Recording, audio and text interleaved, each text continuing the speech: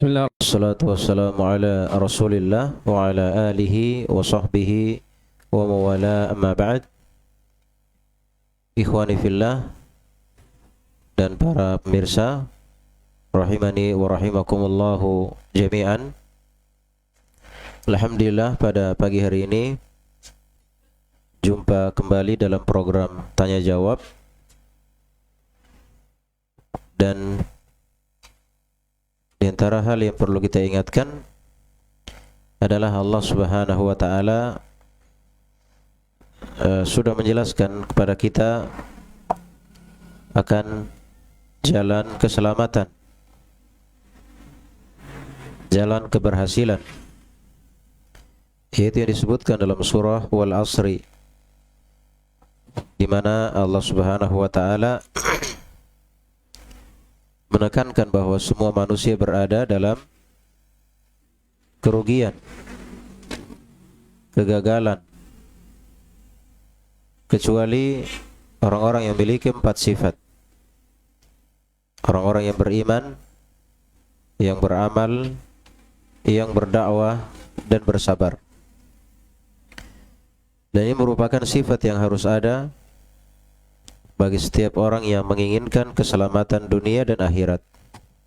Adanya keimanan, adanya amalan, adanya dakwah sesuai kemampuan dan sesuai kelebihan yang Allah berikan, dan adanya kesabaran dalam 3 perkara. Kemampuan kita dahulukan dari orang terdekat, kepada orang tua, kepada saudara, kepada istri dan anak-anak, dan seterusnya, dan kita bersabar di atas 3 perkara tersebut.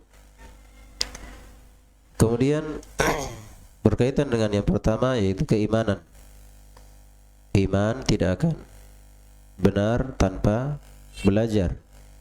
Ya, keimanan tidak akan benar tanpa belajar. Dan juga alhamdulillah sudah disebutkan dalam hadis bagaimana cara belajar yang benar.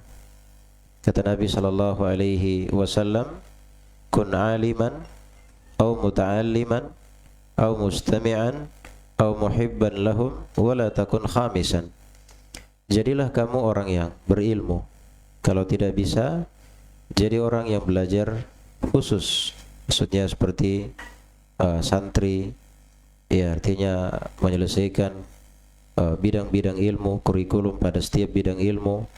Ya, kalau tidak bisa, mustami', ya, atau orang yang mendengarkan ilmu saja. Dia hadir kajian, dia dengarkan ilmu, ya, au muhibban lahum, kalau misalnya di tempatnya tidak ada ustadz yang bisa mengajari mereka, sehingga dia tidak bisa mendengarkan ilmu, dan juga mungkin tidak ada jaringan internet untuk dia mendengarkan ilmu, ya, au muhibban lahum, minimal dia cinta kepada mereka.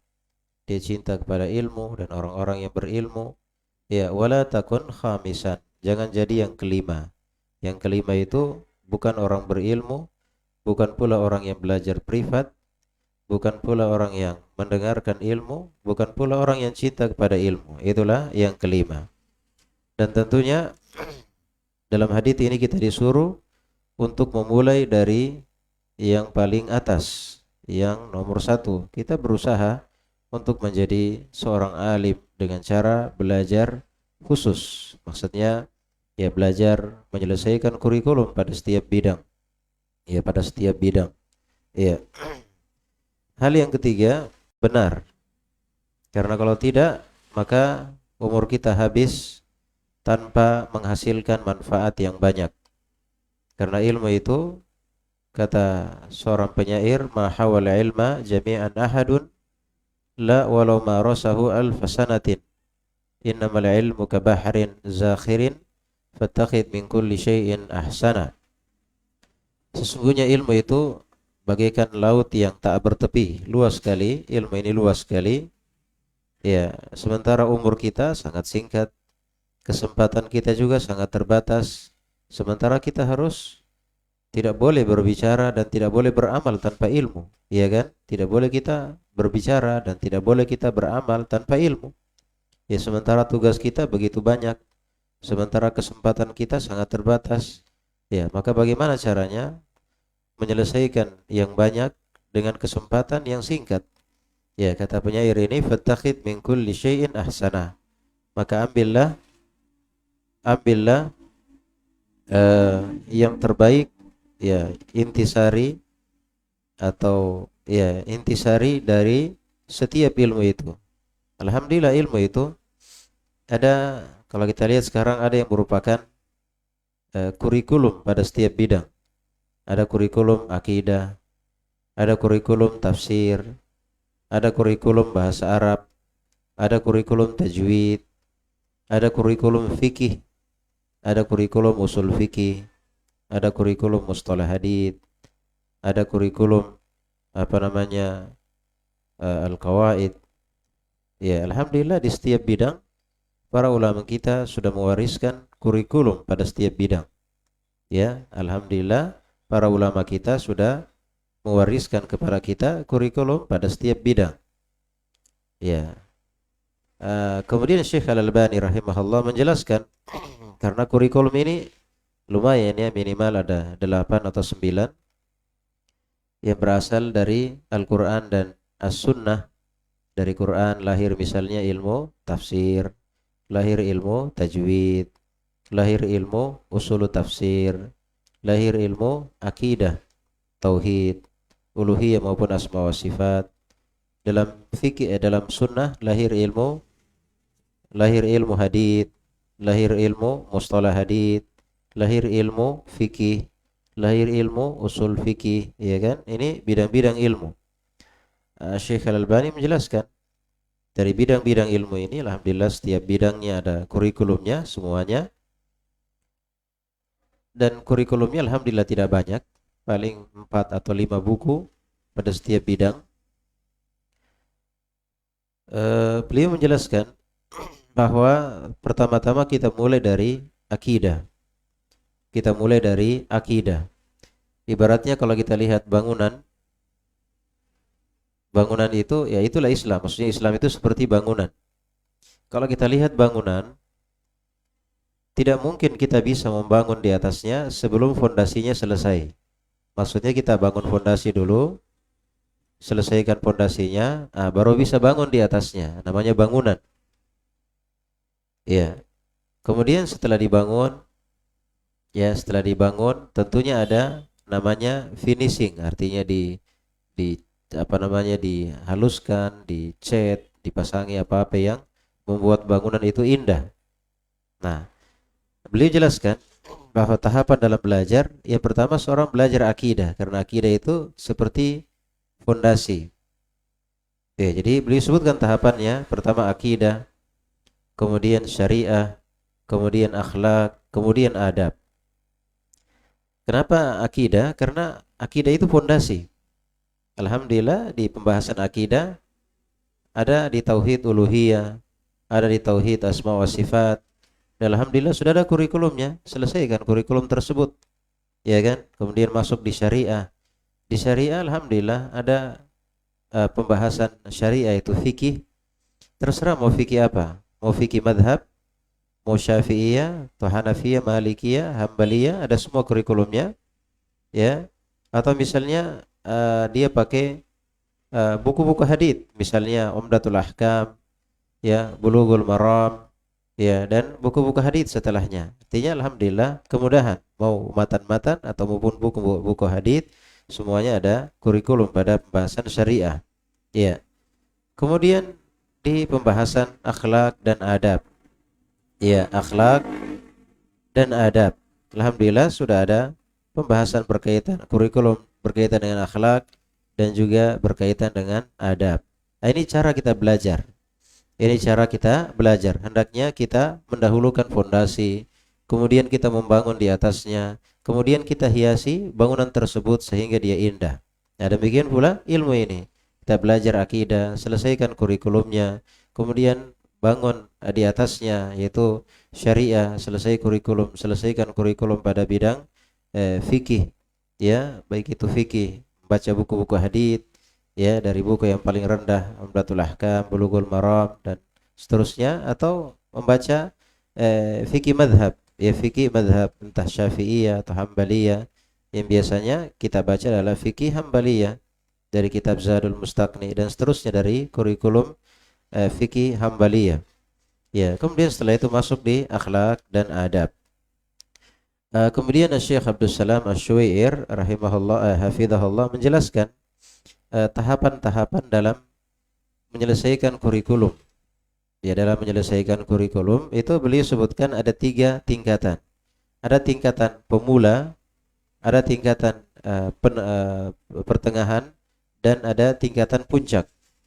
Ya, pemula itu intinya dia seorang guru hanya memberikan ta'liqat, memberikan catatan kaki terhadap matan, terhadap hadits. Dia tidak meluas. Dia tidak meluas. Intinya yang penting mereka paham apa maksudnya lafaz ini, apa maksudnya dalam lafaz ini, jelas sudah paham, sudah lanjut. Kemudian yang kedua itu di tingkatan yang kedua ketika sudah selesai diulang kembali di tingkatan yang kedua sudah mulai masuk menyebutkan, misalnya menyebutkan dalilnya, ini ayatnya, ini haditsnya, kemudian penjelasan ayat dan hadits, cukup, ya kan? Kemudian selesai misalnya dengan cara seperti itu dari awal sampai akhir. Kemudian masuk di tingkatan yang tertinggi namanya at-tadqiq. At-tadqiq itu seorang guru sudah mulai masuk menjelaskan misalnya dalilnya, ayatnya, haditsnya, kemudian penjelasan ayat dan hadits, kemudian menyebutkan pendapat-pendapat yang lain. Pendapat-pendapat yang lain misalnya berseberangan dengan pendapat tersebut. Ya, dibawakan juga ayatnya, haditsnya, penjelasannya. Kemudian seorang guru ini menjelaskan bagaimana kompromi dua pendapat ini dan mana yang kuat dari dua pendapat tersebut. Ini tahapan-tahapan dalam menyelesaikan kurikulum pada setiap bidang. Alhamdulillah ini semuanya jelas. Ini konsep kita dalam belajar, baik berkaitan dengan kunci keselamatan, belajar, beramal, berdakwah dan bersabar. Kemudian berkaitan dengan tahapan-tahapan ilmu, ya, akidah terlebih dahulu, kemudian syariah, kemudian akhlak dan adab, dan bagaimana konsep menyelesaikan kurikulum tersebut, ya, dengan ta'liq, kemudian tahqiq, kemudian tadqiq, dengan memberikan catatan kaki, atau dengan yang kedua, tingkatan yang kedua dengan tahqiq, memberikan penjelasan, dan tadqiq dengan memberikan penjelasan, dan ditambah lagi dengan penjelasan yang berkaitan dengan pendapat-pendapat yang berseberangan dengan pendapat yang dia jalani atau yang dia jelaskan. Taib, saya kira itu ya yang bisa kami jelaskan. Kami kembalikan kepada moderator. Ya, alhamdulillah, insyaallah. Begitu banyak pelajaran yang bisa kita petik. Kita ada 4 kunci keselamatan. Yang pertama belajar, kemudian beramal, kemudian berdakwah dan bersabar. Ya baik, kita beralih ke sesi tanya jawab. Kami berikan kesempatan kepada peserta yang hadir di sini. Silahkan. Ada?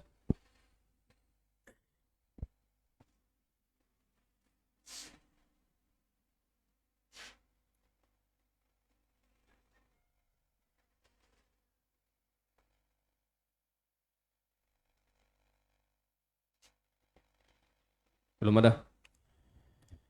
Baik, kita baca dari peserta online dulu. Bismillah. Apa hukumnya tukar kucing dengan HP? Jazakallah khair.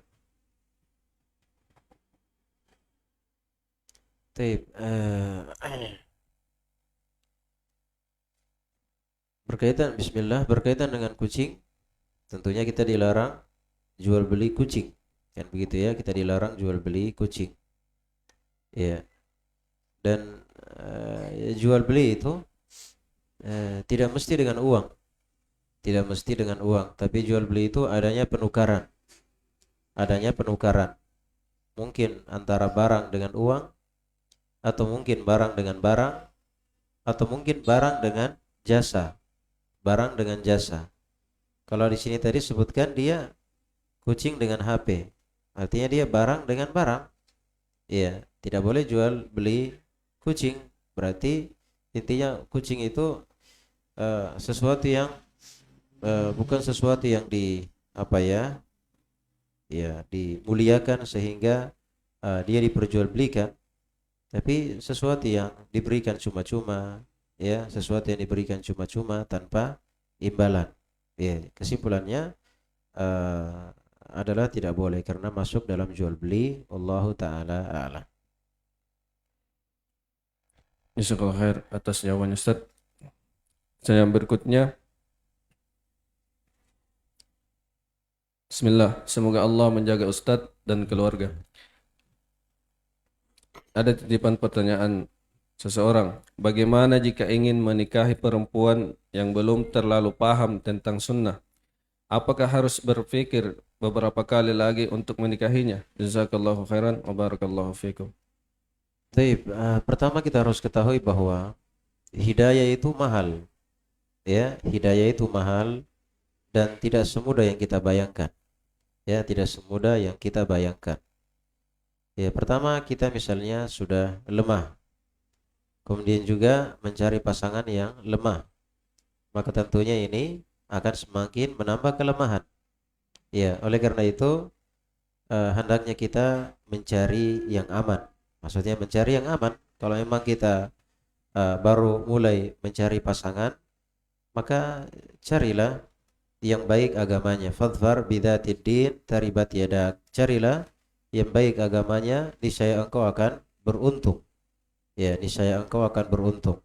Maka masukan saya, ya, kecuali yang sudah terlanjur dia menikah dan mendapatkan istri yang masih kurang perhatian dengan agama, maka itu tugas dia secara perlahan-lahan, ya, mendakwakan istrinya akan ilmu agama.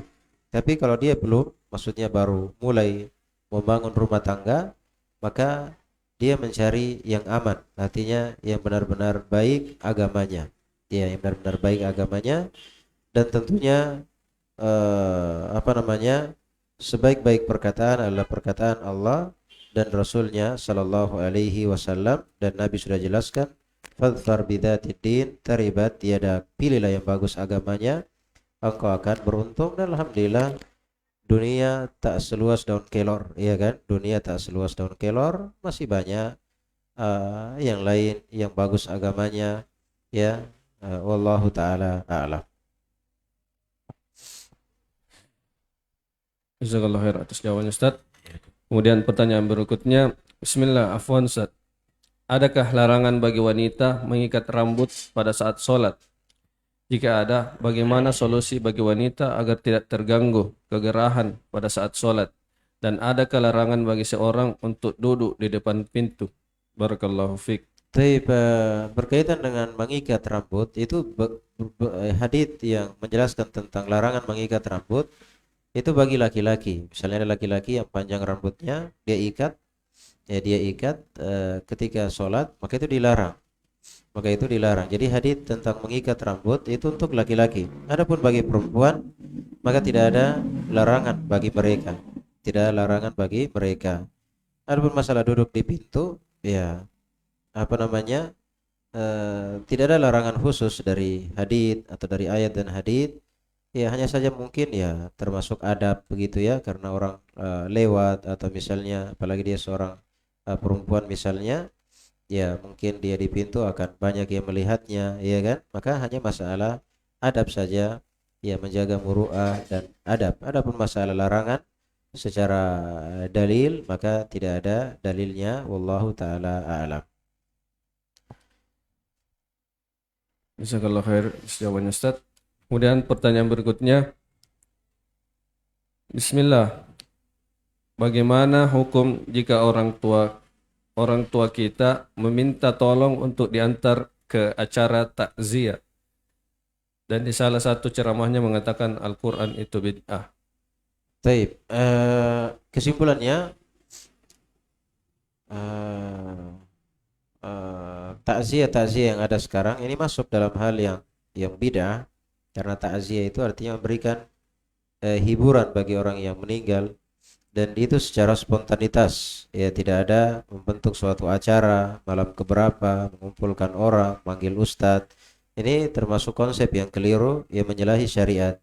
Ya, konsep dalam agama kita tentang takziah artinya secara spontanitas, Kita lihat ada yang sedih, kita datangi, kita ingatkan dia, kita hibur dia dan seterusnya. Itu namanya takziah. Itu namanya takziah, bukan acara-acara makan-makan rame-rame di rumah orang yang meninggal. Iya.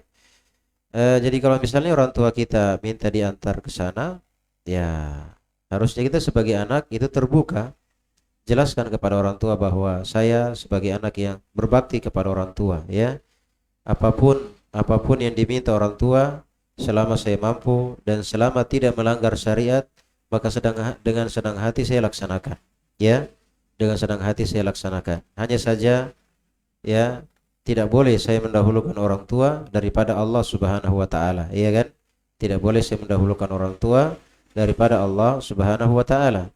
Ya, kalaupun saya tetap membantu orang tua dalam perkara yang terlarang dalam agama, maka itu sama artinya saya tidak menolong orang tua, tapi saya membinasakan orang tua. Intinya di sini sebagai anak, ya, bagaimana caranya dia pahamkan kepada orang tuanya supaya orang tuanya mengerti. Maksudnya minimal orang tua paham kenapa anak saya tidak mau mengantar, kan begitu ya? Kenapa anak saya tidak mau mengantar? Kalau misalnya orang tua terima nasihat kita, ya alhamdulillah. Kalau tidak juga, tadi itu minimalnya orang tua paham kenapa anak saya tidak mau mengantar saya ke acara-acara seperti itu. Jadi begitu ya. Intinya hindari bersitegang, jelaskan saja sehingga dipahami oleh orang tua. Setelah itu kita menolak dengan cara yang halus, ya, dengan cara yang baik, penuh adab. Wallahu taala a'lam. Jazakallah khair atas jawabannya Ustaz.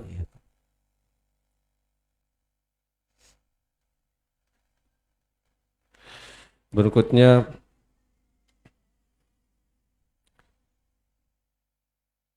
Bismillah, afwan Ustaz. Kapan makmum ikut salam setelah imam salam pertama atau kedua? Jazakumullahu khair. Baik.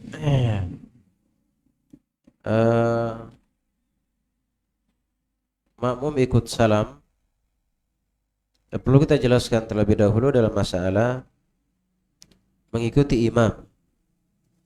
Intinya tidak boleh bersamaan dengan imam dan tidak boleh mendahului imam.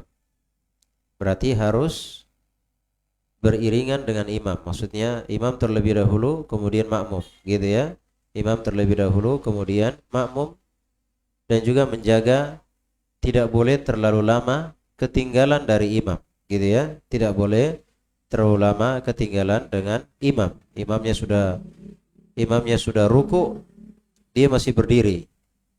Imamnya sudah bangkit, dia baru ruku, iya kan? Dia baru ruku, ini juga terlarang. Jadi intinya tidak boleh bersamaan dengan imam dan tidak boleh mendahului imam. Ya, maka aturannya adalah senantiasa setelah imam dan juga tidak begitu lama dari imam.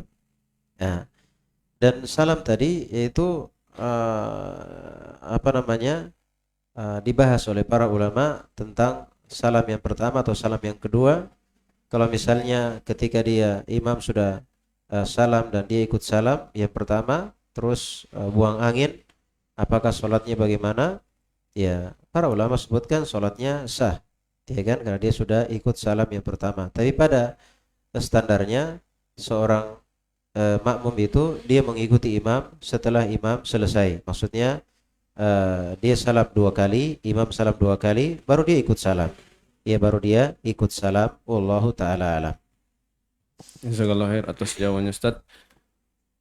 Kemudian kami memberikan kesempatan kepada peserta yang hadir di sini. Ya, silakan Pak.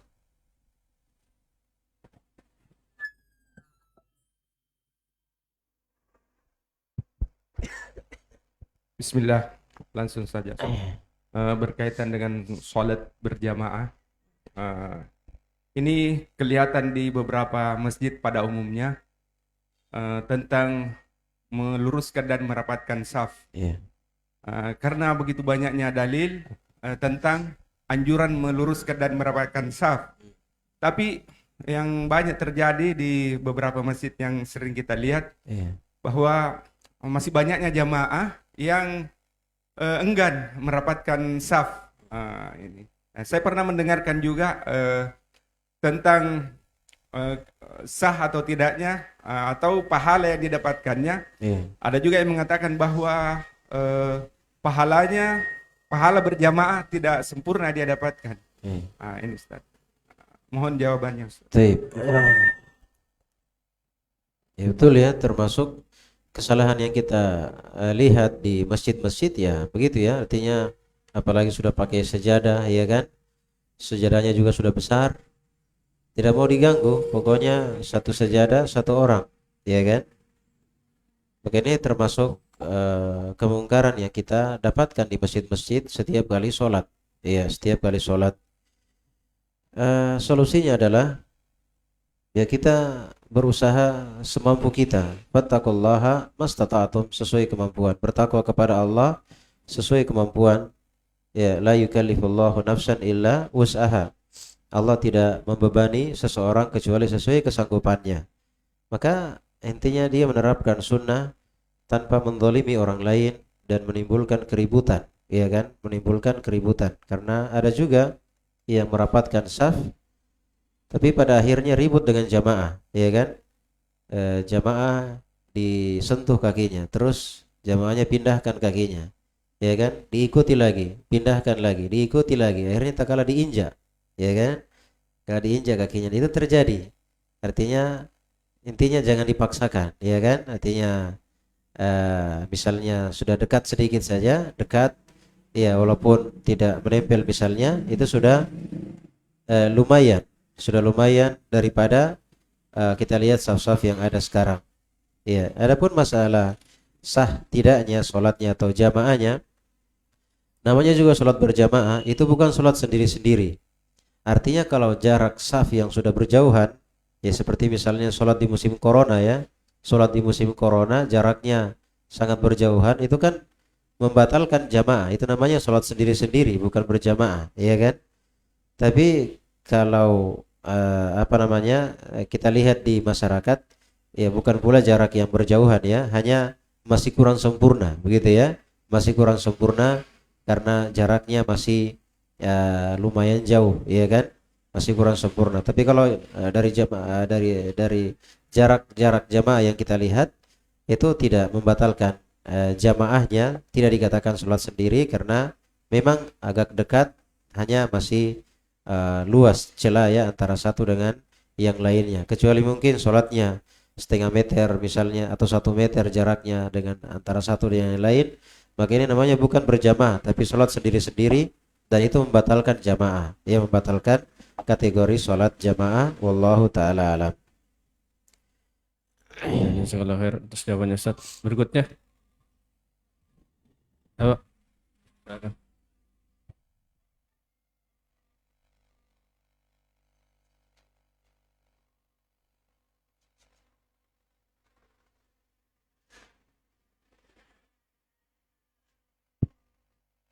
Pertanyaan kedua Ustaz, ada suatu masjid yang menempatkan mihrab atau imamnya itu jauh di sebelah kiri, tidak dalam keadaan seimbang, sementara bukan dalam posisi darurat. Ini bagaimana Ustaz? Taib. Iya itu juga ya, termasuk hal-hal yang merupakan kesempurnaan sholat, diantaranya dalam masalah mengatur saf dan posisi imam. Ya, posisi imam saya kira kita ketahui bersama, bagi laki-laki berada di tengah saf, ya kan? Demikian pula perempuan, hanya saja perempuan itu dia di saf depan, sejajar dengan saf depan. Adapun bagi laki-laki dia maju ke depan sendiri. Kemudian juga termasuk kesalahan yang kita lihat, yaitu kadang jaraknya imam terlalu jauh ke depan. Mungkin selisih berapa saf ya, mungkin 2 saf atau 1 saf kosong, kemudian imam di depan. Ini juga termasuk hal yang mengurangi kesempurnaan sholat. Demikian pula tadi misalnya imamnya terlalu ke kiri atau terlalu ke kanan, ini mengurangi kesempurnaan sholat. Ya intinya sebagaimana yang kita lihat pada biasanya, yaitu imam di depan pas di pertengahan saf, maksudnya bagian depan di bagian tengah, ya kan, bagian tengah, dan juga tidak terlalu jauh ke depan. Tapi ya mungkin dengan jarak satu saf begitu ya. Ibaratnya sekitar 1 meter atau lebih sedikit dari saf yang paling depan. Ya, itu yang sempurnanya. Wallahu taala alam. Mohon maaf Ustaz, apakah pengurusnya termasuk berdosa karena sudah berkali-kali kita ingatkan misalnya Iya. bahwa ini posisi imam sebenarnya tidak boleh seperti ini karena Iya. bukan dalam posisi darurat, keadaan Nah, darurat maksud saya. taib. Kalau masalah dia tidak mau menerima sunnah begitu ya, jelas berdosa ya kan? Maksudnya tidak mau menerima tuntunan Nabi Shallallahu Alaihi Wasallam, ini jelas berdosa. Hanya saja ya orang awam seperti itu ya jangan kita sibuk untuk memvonis mereka, tapi bagaimana caranya mereka itu bisa menerima kebenaran begitu ya. Jangan terlalu sibuk untuk memvonis mereka, tapi bagaimana caranya agar mereka bisa menerima kebenaran. Maksud saya, sedangkan kita lembut ya, selembut mungkin, belum tentu mereka terima. Bagaimana lagi kalau kita agak keras atau lebih keras. Oleh karena itu, yang kita pikirkan adalah bagaimana sikap kita terhadap orang awam itu mereka bisa menerima arahan-arahan yang kita arahkan. Berarti kalau memang target kita adalah supaya mereka terima, bukan asal sampai saja, tapi bagaimana caranya supaya mereka terima, maka tentunya kita pandai-pandai melihat suasana, kapan kita sampaikan, dalam kondisi bagaimana, kemudian berapa banyak ukurannya, berapa kadarnya, tentunya itu kita akan pelajari. Artinya tentunya orang setempat lebih tahu bagaimana karakter pengurusnya, apa yang dia sukai, kira-kira di saat-saat bagaimana kita masuk sehingga dia terima, ya kan? Jadi itu perlu hal-hal yang dipertimbangkan, bukan sekedar asal disampaikan, bukan sekedar asal diberikan arahan dan semisal itu. Wallahu taala a'lam. Bagaimana Pak?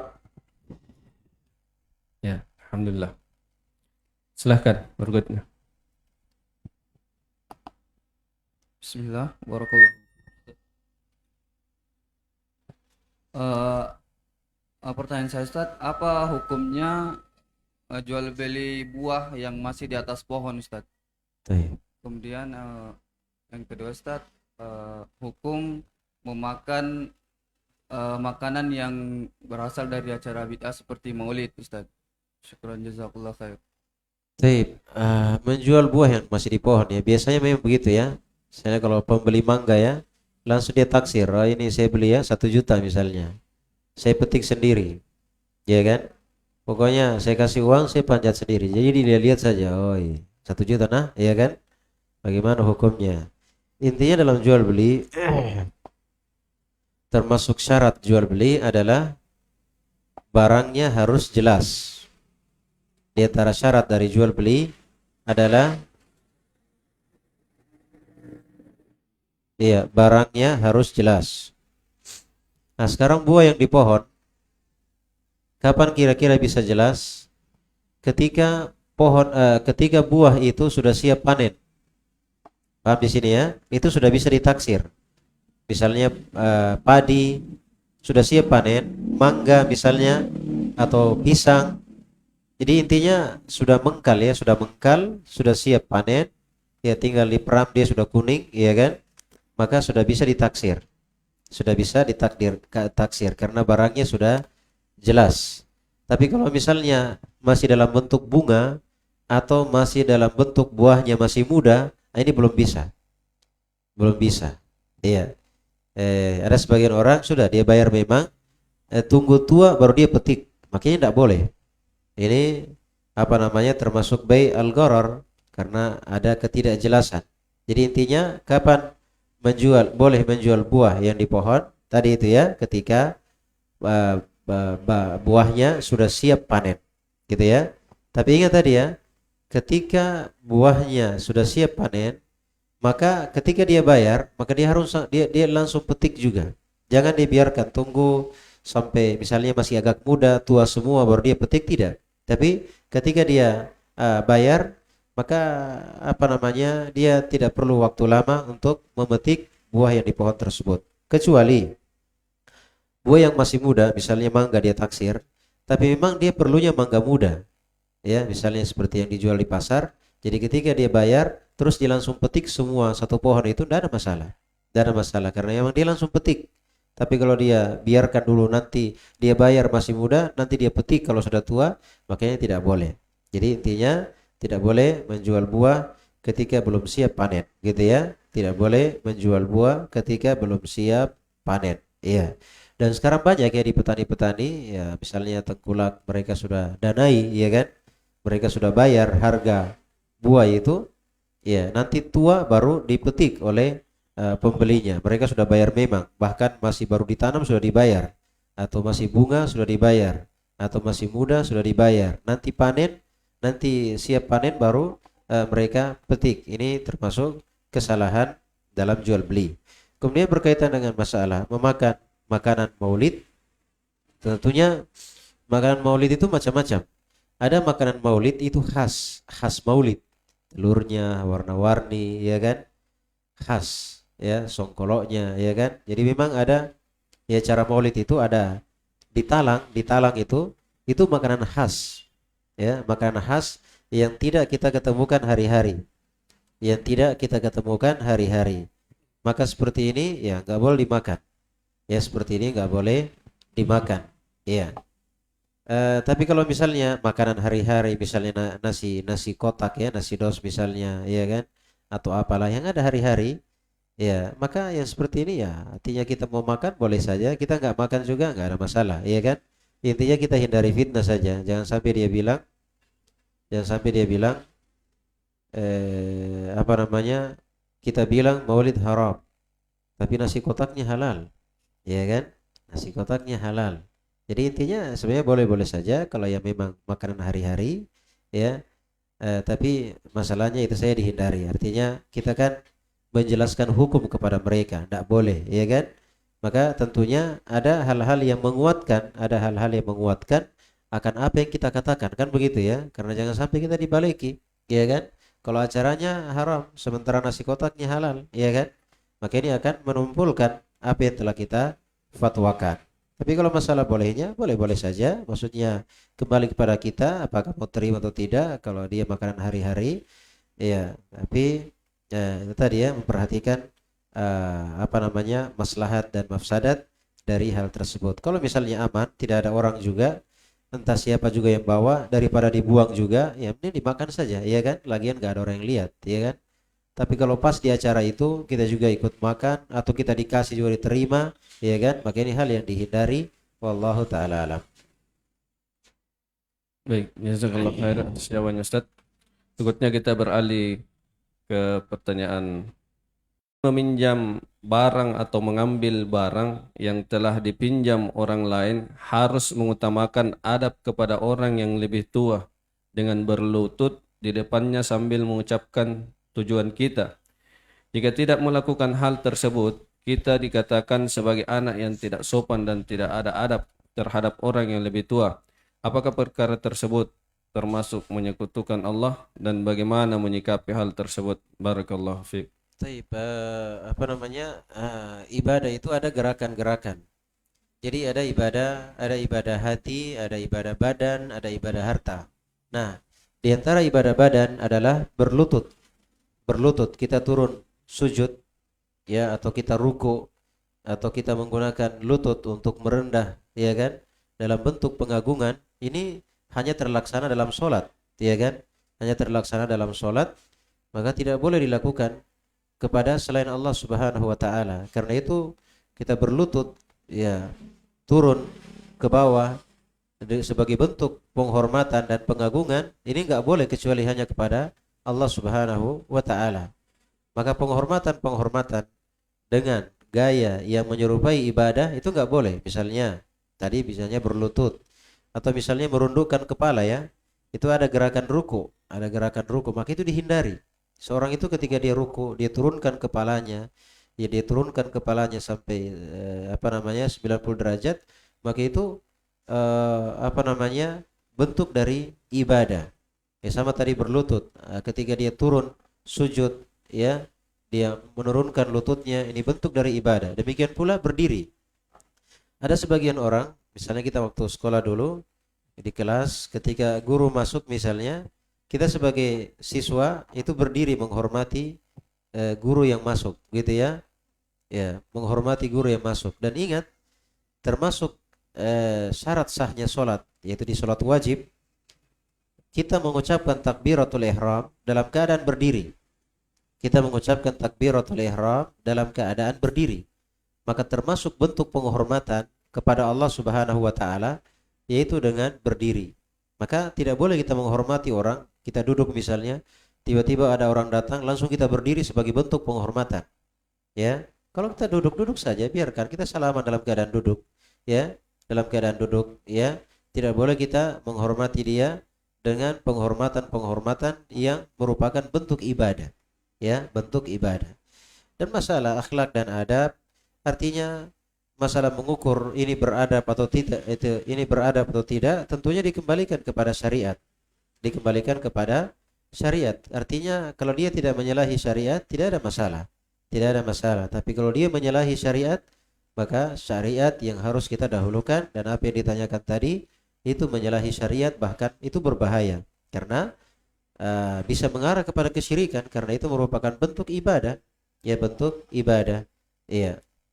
Sama sekarang ya dibiasakan kepada anak-anak apa namanya, dia pegang tangan kita, kemudian diletakkan apa namanya, punggung, ya, punggung telapak tangannya ke kita sambil dia merunduk, ya kan, sambil dia merunduk, yang menyerupai gerakan ruku, yang menyerupai gerakan ruku. Maka ini dihindari,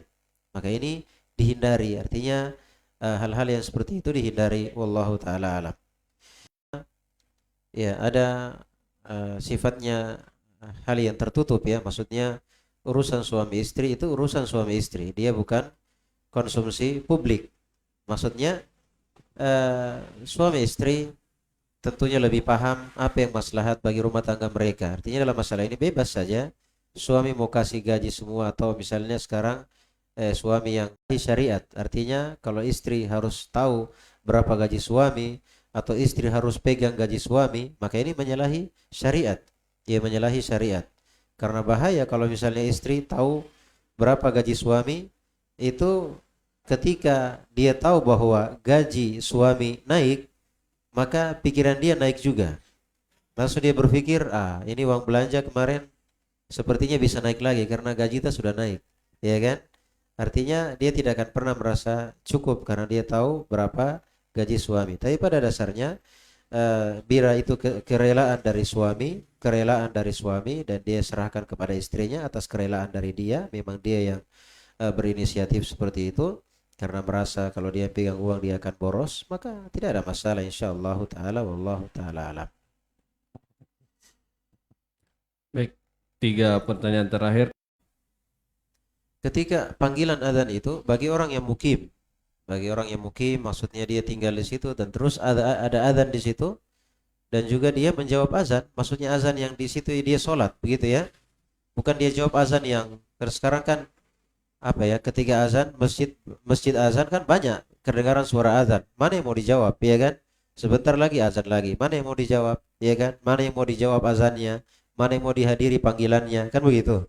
Tapi intinya di sini di masjid yang biasa dia sholat di situ, ya kan, itu yang dia jawab azannya, dan itu yang dia penuhi panggilannya, kan begitu, karena dia sedang tinggal atau mukim. Adapun ketika safar, Allah Subhanahu wa taala memberikan keringanan, itu namanya keringanan dari Allah Subhanahu wa taala, untuk boleh dia tidak mendengarkan azan, bahkan sholatnya pun bisa dikosor, ya kan, bahkan sholatnya pun bisa dikosor. Maka kembali kepada dia, kapan dia singgah sholat, ya apa yang cocok bagi dia, karena kenyamanan sholat dan kesempurnaan sholat itu perlu diperhatikan, karena ketika safar kondisi-kondisi, ya banyak kondisi yang tidak membuat seorang tidak nyaman dalam sholat, sehingga dia mencari waktu yang pas. Intinya berkaitan dengan orang yang safar itu dalam masalah kewajiban dia menjawab azan, tidak ada kewajiban dia, dan juga ada rukhsah bagi dia untuk menjamak dan mengqasar salatnya. Wallahu taala a'lam. Jazakallah khair atas jawabannya Ustaz. Kemudian pertanyaan berikutnya, Bismillah, apakah termasuk udzur anak-anak beda 3 tahun dikarenakan sering mudah capek dan karena faktor umur juga yang sudah kepala 4? Baik, berkaitan dengan masalah membatasi anak, pada asalnya kita disuruh untuk banyak anak dan tidak boleh membatasinya. Iya, dan Nabi SAW berbangga dengan banyaknya umatnya pada hari kiamat. Wa inni mukatsirun bikumul umam, dan saya merasa bangga dengan jumlah kalian yang banyak di hadapan umat. Dan itu memang berdasarkan penelitian ilmiah, artinya dalam ilmu yang sesuai dengan ilmu kedokteran. Maka Allah Subhanahu wa taala berfirman, wala tulqu biaydikum ila tahluka, jangan jerumuskan diri kalian kepada kebinasaan. Ya, tapi kalau hanya masalah praduga, hanya menyangka atau pandangan pribadi, maka tidak dibolehkan, diserahkan kepada ahlinya. Wallahu taala alam. Ya, jazakallah khair atas jawabannya Ustaz. Pertanyaan terakhir, Bismillah, di manakah ditempatkan orang yang bunuh diri dan anak kecil yang belum balik meninggal? Barakallahu fikum. Iya. Orang yang bunuh diri itu dosa besar dan tempatnya di neraka, ya kan? Tempatnya di neraka. Tapi bukan kita memvonis, tapi memberikan hukum. Artinya pada umumnya orang yang bunuh diri itu tempatnya di neraka karena itu merupakan dosa besar. Ya, itu merupakan dosa besar. Iya. Adapun anak orang-orang yang beriman, ya anak-anak kaum muslimin, maka tempatnya di surga. Tempatnya di surga. Adapun anak orang kafir, maka mereka akan diuji. Mereka akan diuji, ya akan diperlihatkan neraka dan diperlihatkan surga. Kalau dia masuk di neraka, berarti dia masuk surga. Kalau dia masuk di surga, ya maksudnya hal yang indah, maka pada hakikatnya itu dia masuk di neraka. Jadi yang jelasnya kalau anak orang-orang beriman, maka ketika dia meninggal sebelum dewasa, maka mereka tempatnya di surga. Wallahu taala a'lam.